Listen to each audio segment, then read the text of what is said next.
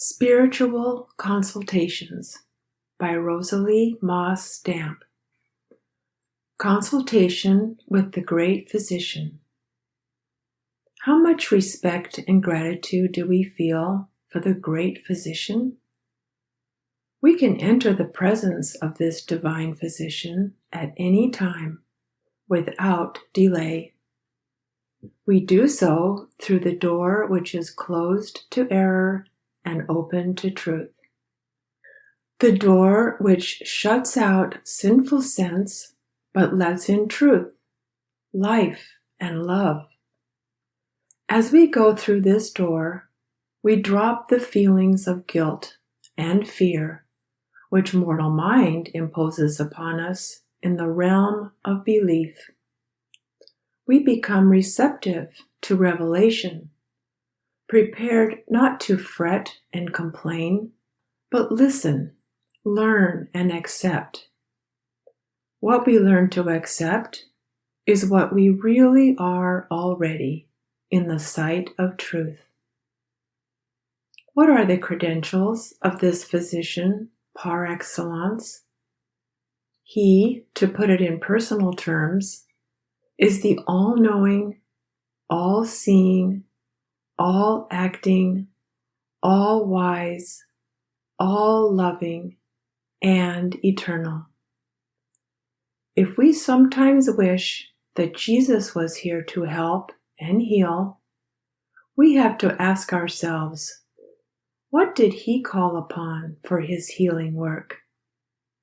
The same eternal mind, the same invincible truth, the same great liberating love.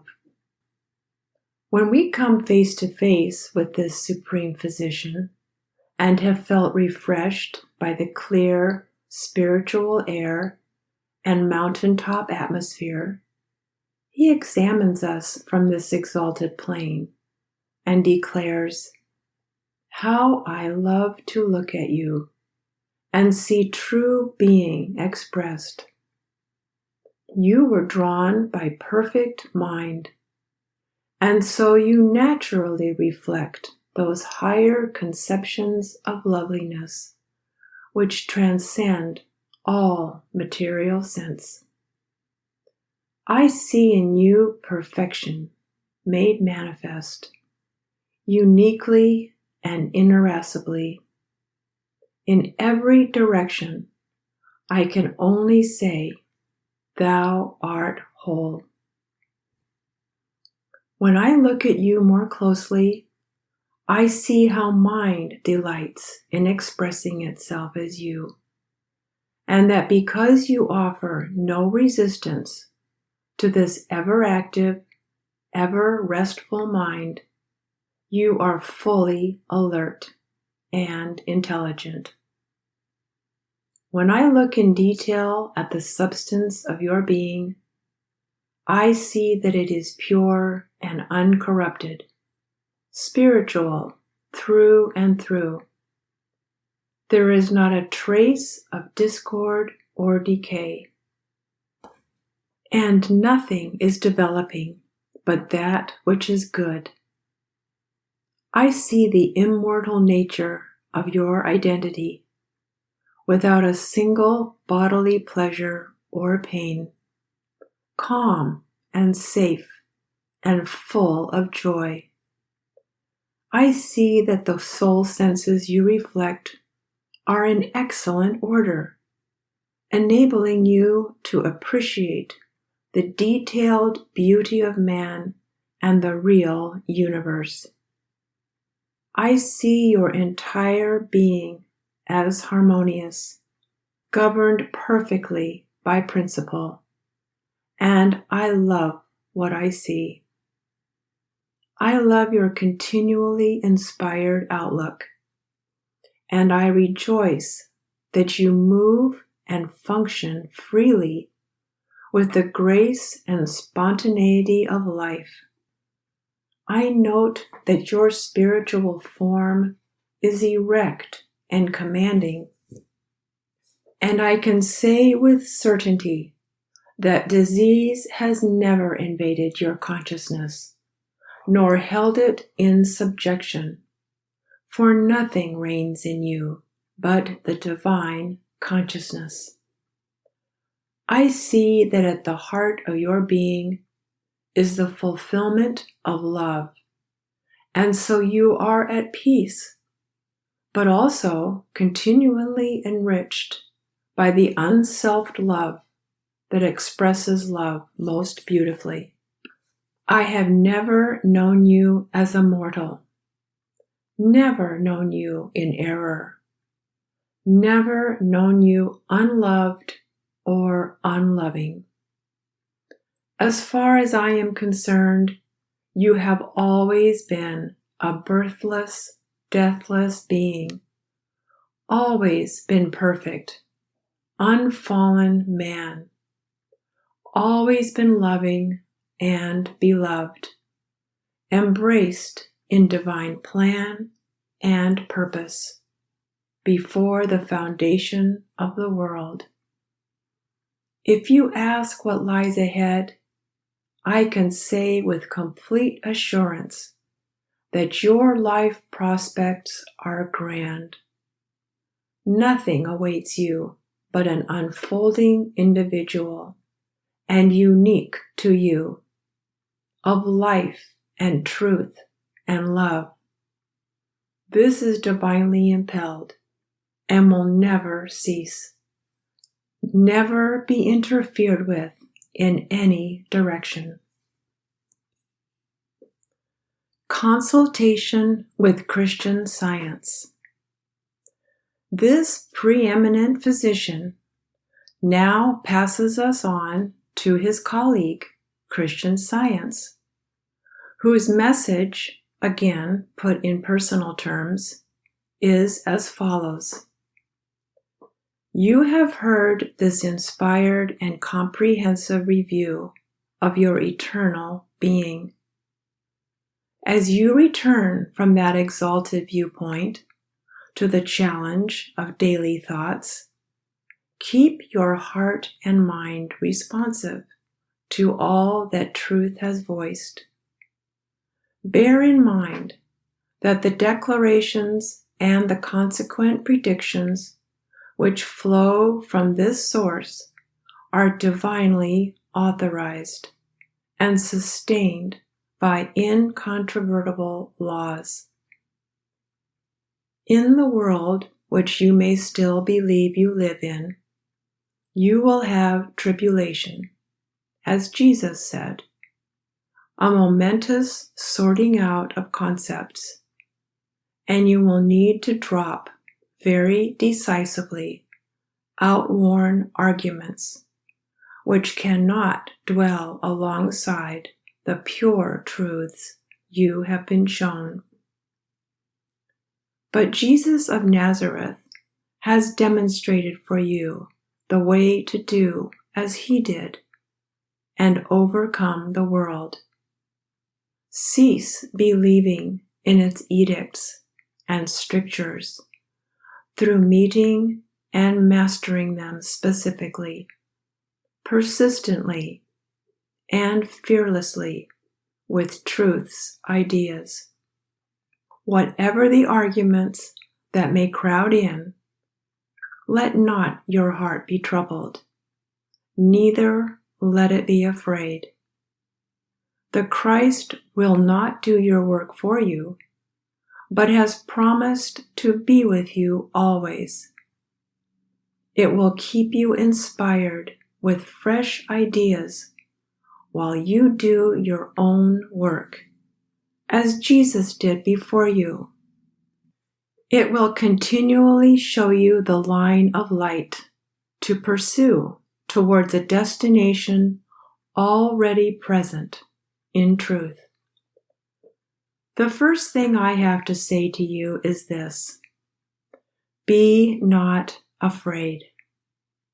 I know this will at once diminish your fear, for I speak with total conviction and immense love.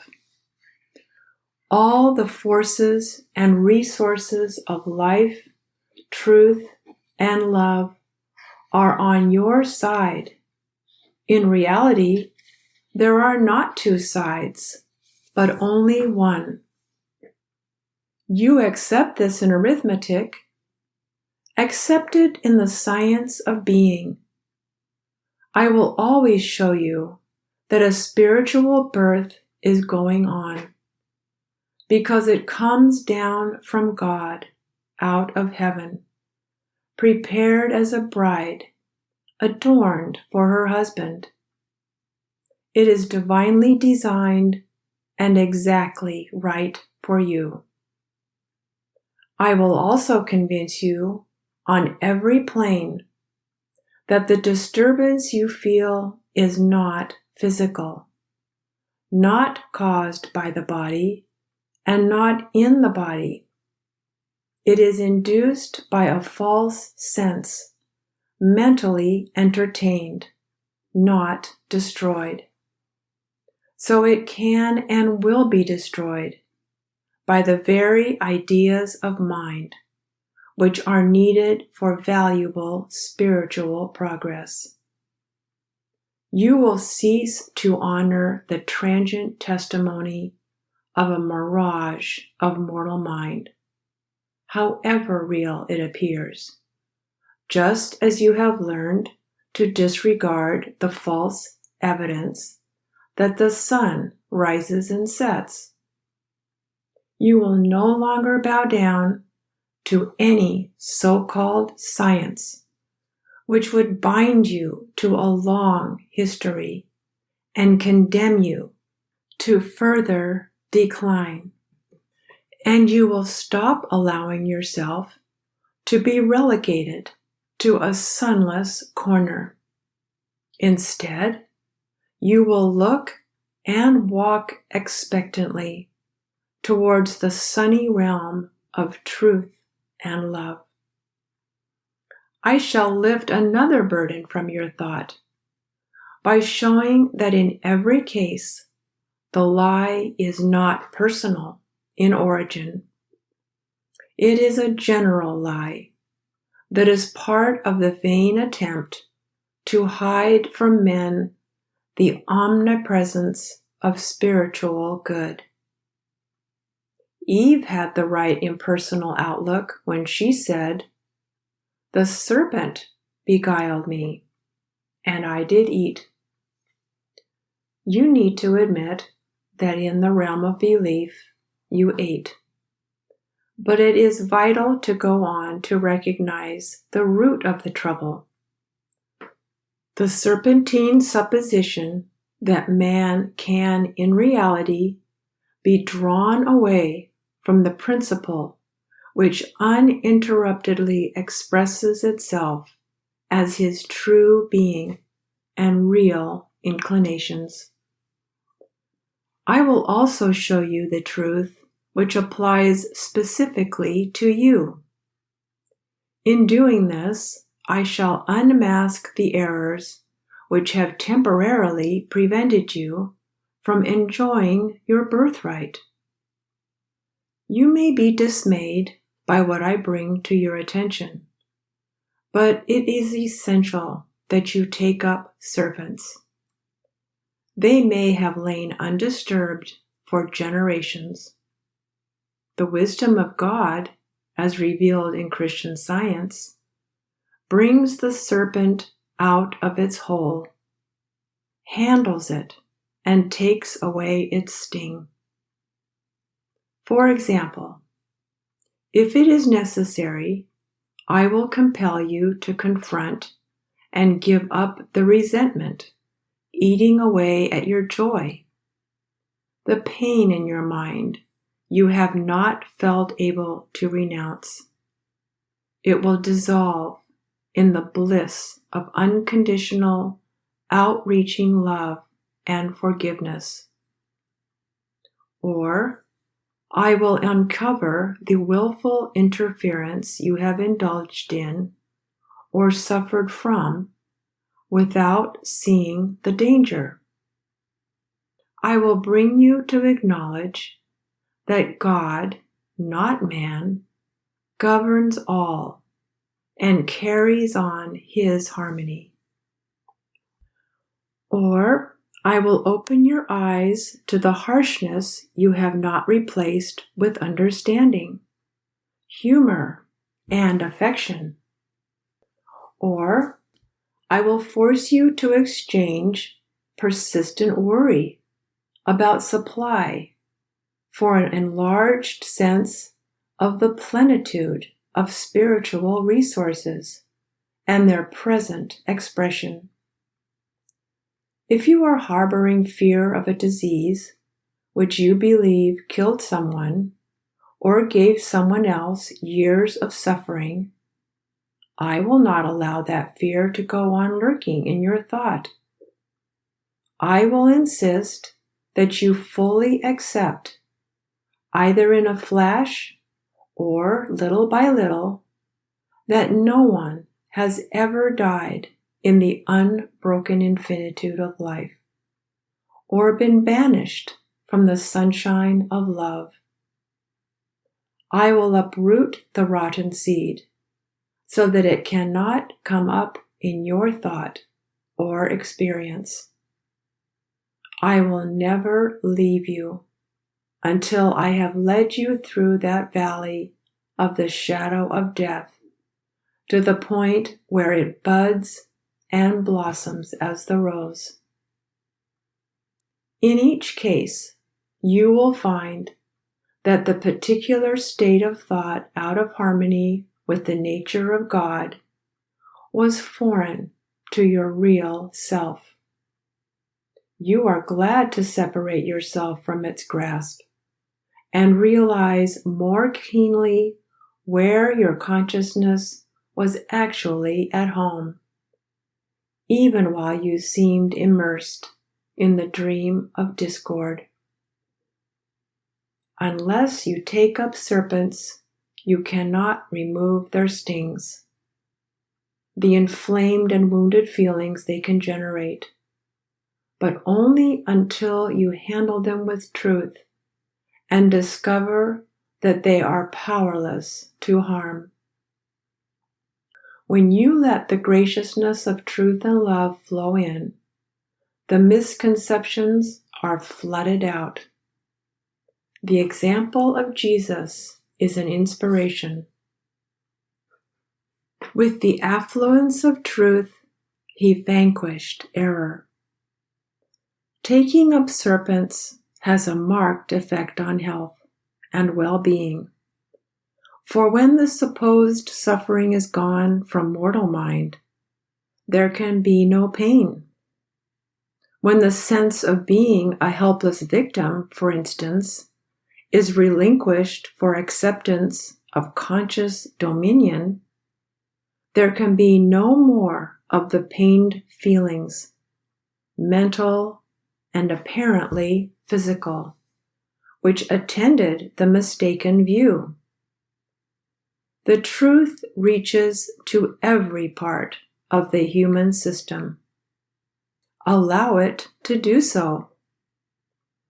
You may feel tempted to be discouraged and fearful if the pain does not disappear as soon as you hoped, and it seems that real matter is still manifesting the error. But my advice is this: do not watch the effects, but only what governs them. Watch the whole tone and spirit of your consciousness in honest response to the leadings of truth and love. If you care for that above all, the temporary expression called body will reflect it. If you want a dog to wag his tail, you make sure the dog is happy. The tail will confirm the state of thought.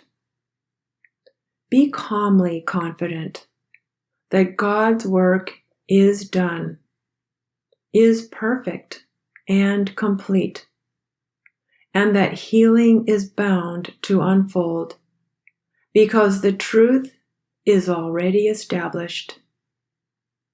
If divine love is becoming nearer, dearer and more real to you, you can be certain that matter is submitting to spirit.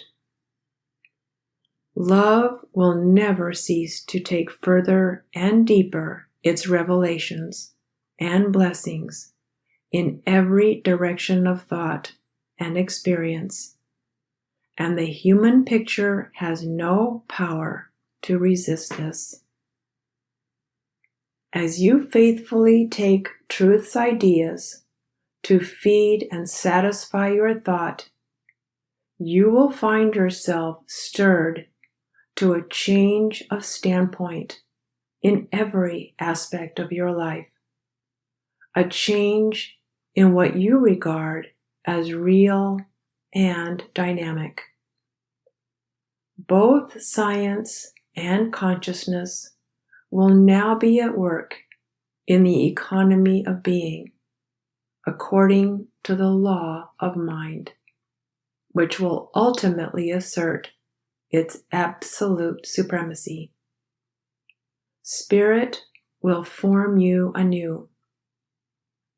When you trust in truth to the exclusion of all other trusts, there will be all the reconstruction, renewal, and regeneration that is required.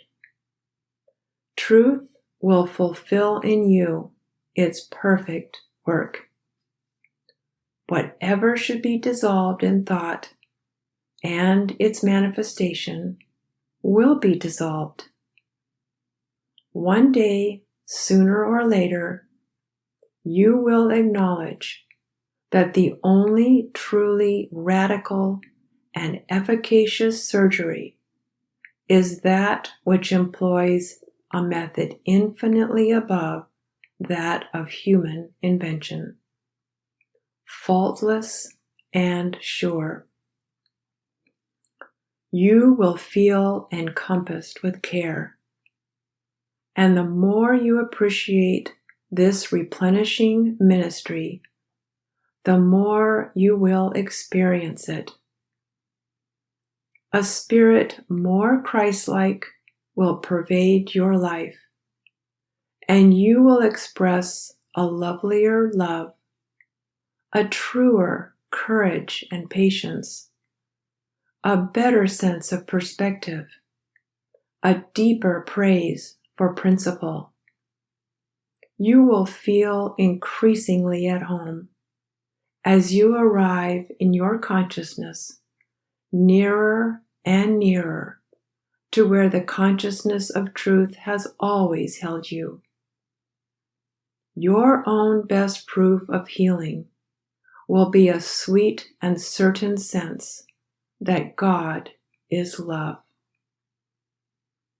What I do for you will not have a merely temporary effect, for I will not leave you with just an improved belief of health within a real material body.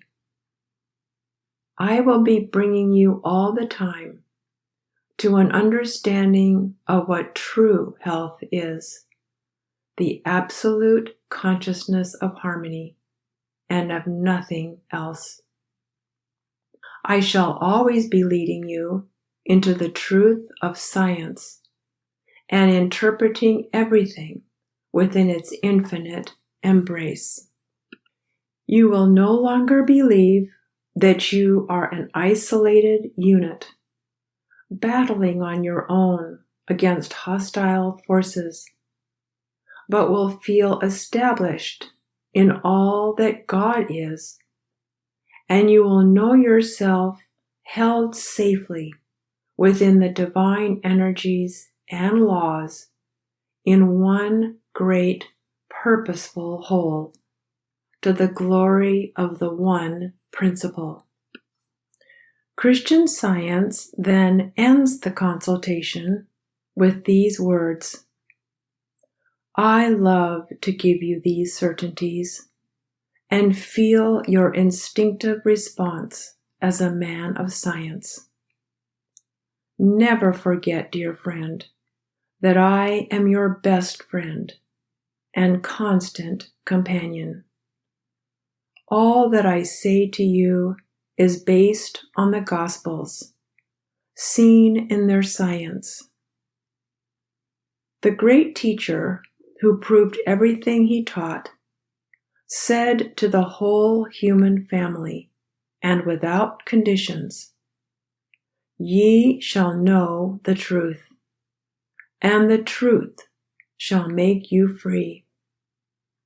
Again and again, we can watch him working primarily from the standpoint of divinity. Before he raised Lazarus, he said, "Father, I thank thee that thou hast heard me."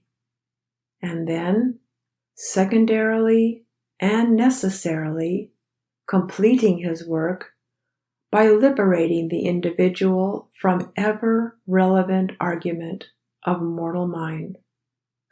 Through what has since been recognized as Christian Science. He demonstrated what Christian Science later elucidated through Mary Baker Eddy. If sickness is true, or the idea of truth, you cannot destroy sickness, and it would be absurd to try.